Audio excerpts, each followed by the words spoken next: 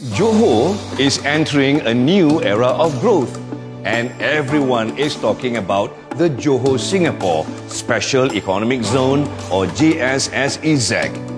The agreement between Johor, Malaysia and the Singapore government marks a major step forward for cross-border development, especially in digital, high-tech and advanced manufacturing sectors. But many are wondering what JS-SEZ really means for Johor, what opportunities it brings, and how the state is preparing for the future. To help us understand the strategy and direction behind this major development, we are honoured to have with us Yang Berhormat Lee Ting Han, Chairman of the Johor State Investment, Trade, Consumer Affairs and Human Resources Committee. Could you briefly share the main purpose and vision behind the Johor-Singapore Special Economic Zone, JS-SEZ? Johor-Singapore Special Economic Zone is a collaboration between Malaysia and Singapore. We are looking at how to leverage on the complementary strength of both Johor and Singapore so that together we can create an ecosystem for investment for businesses to thrive. So under the Johor-Singapore Special Economic Zone context, we have identified 11 sectors that we think can benefit both Johor and Singapore. For example, advanced manufacturing, digital economy inclusive of data centers, tourism, healthcare, education, renewable energies, logistics, and a couple more sectors. So we think that with the collaborative strength of both Johor and Singapore, we can attract global names to the area and to use Johor and Singapore as a base for them to do business and to produce goods and products in order to sell to the whole world. With so many global tech players coming into Johor, how will this AI-driven economy boost our industrial growth? So this AI trend, we think, is an irreversible global trend. For example, the large language model by ChatGPT, by DeepSeek, is going to have profound impact to the world, to the way we live, to the way we do business. We think that we have to seize on these opportunities. And luckily in Johor, we have started way ahead of other areas in the region. We have one of the largest data center clusters in Southeast Asia, so that we think that we have a high chance to ride on this wave. In relation to how it will change our industrial landscape, of course, we think as more and more companies leverage on data centers availability, it will really change the entire industrial ecosystem in Johor. How will the manufacturing business incentive scheme help Johor attract more high-value investments and move further into advanced manufacturing?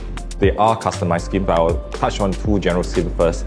Number one is pioneer status, whereby companies are producing products and services that can improve the overall competitiveness or productivity of Malaysia.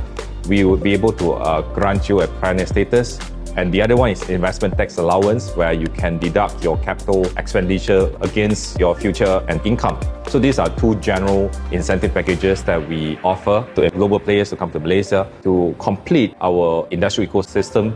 And for Johor-Singapore Special Economic Zone, we do have a special scheme on top of this pioneer status and ITA investment tax allowance scheme available generally.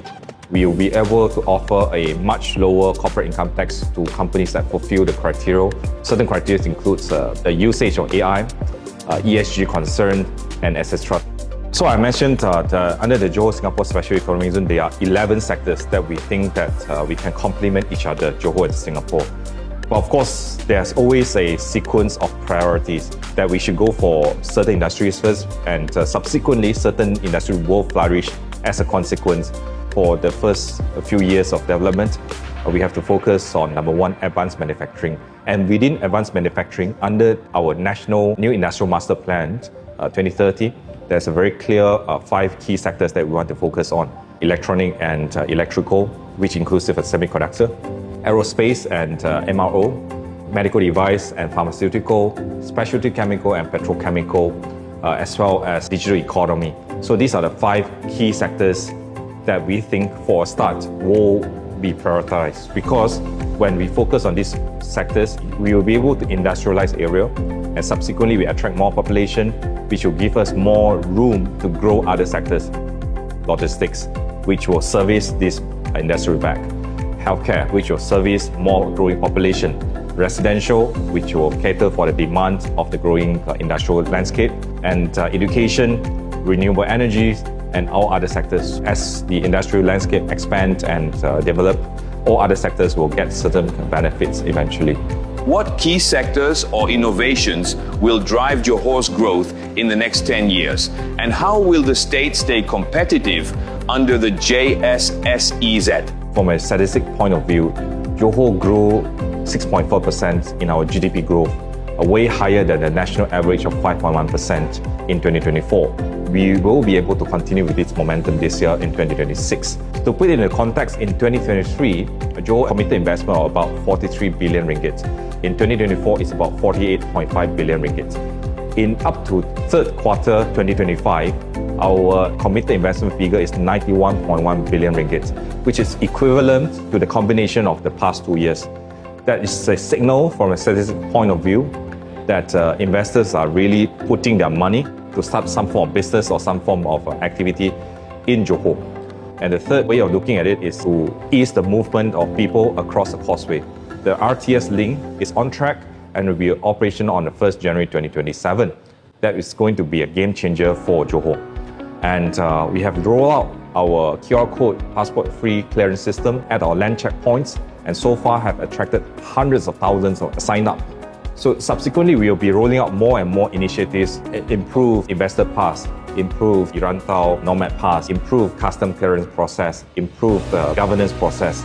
So these are some of the early concrete quick wins that we have shown to the public, and we think that from both qualitative and quantitative point of view, JS-SEZ is really a living story and it's real, and eventually we believe the people will be able to feel the real economic impact of the Johor-Singapore Special Economic Zone.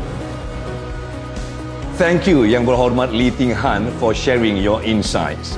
The JS-SEZ is already shaping Johor's economic landscape, attracting high-value investment, strengthening cross-border collaborations, and accelerating growth in key sectors. We look forward with confidence as Johor strengthens its position as a dynamic, competitive, and future-ready state.